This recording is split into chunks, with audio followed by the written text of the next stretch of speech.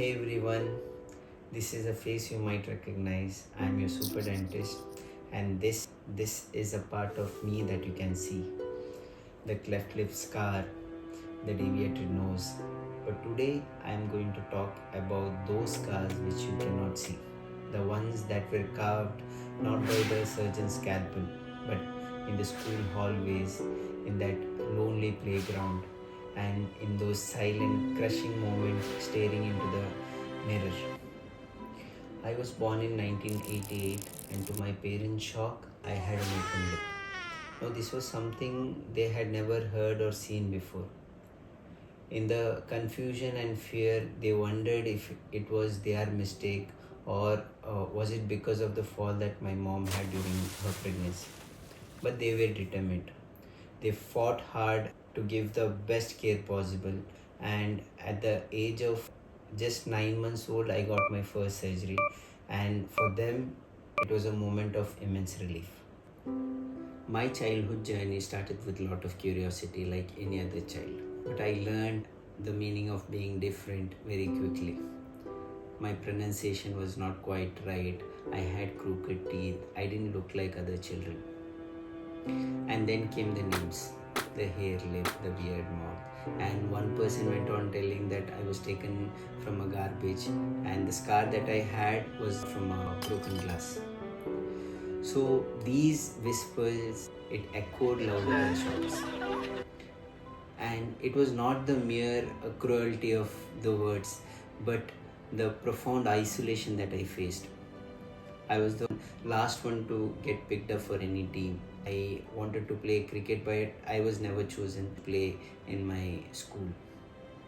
And spending time in isolation during lunch hours so that I don't get to listen to the questions they ask me, which is painful.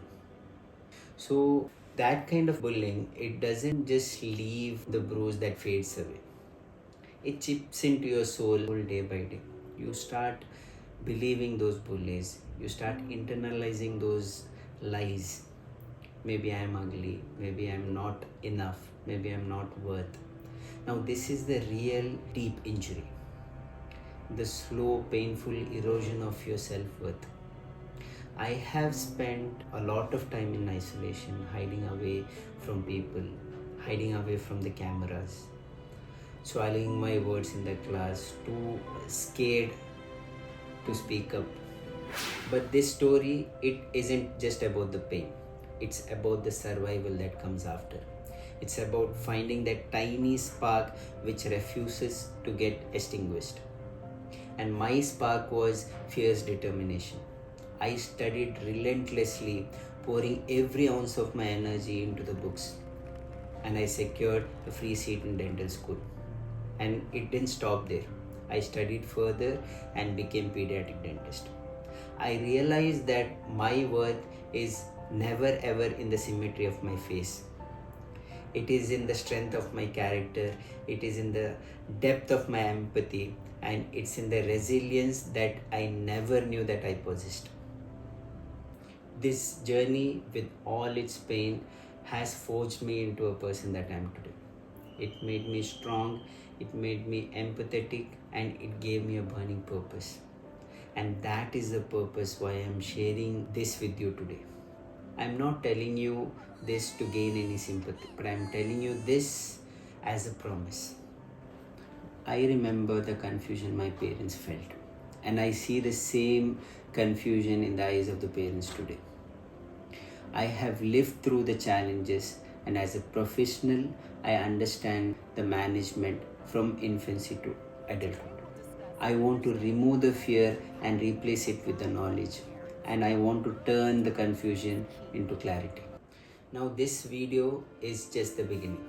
It's a part 1 of a 5-part series where we will walk this path together.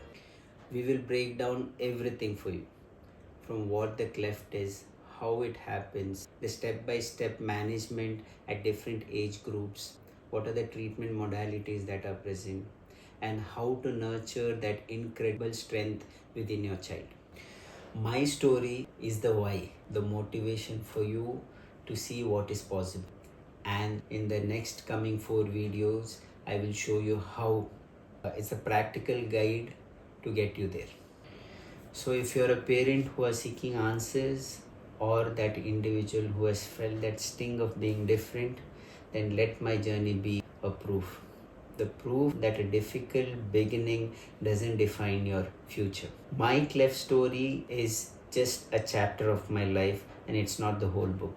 And together, let us help each other in writing the best chapters in our life. Thank you. See you in the next one.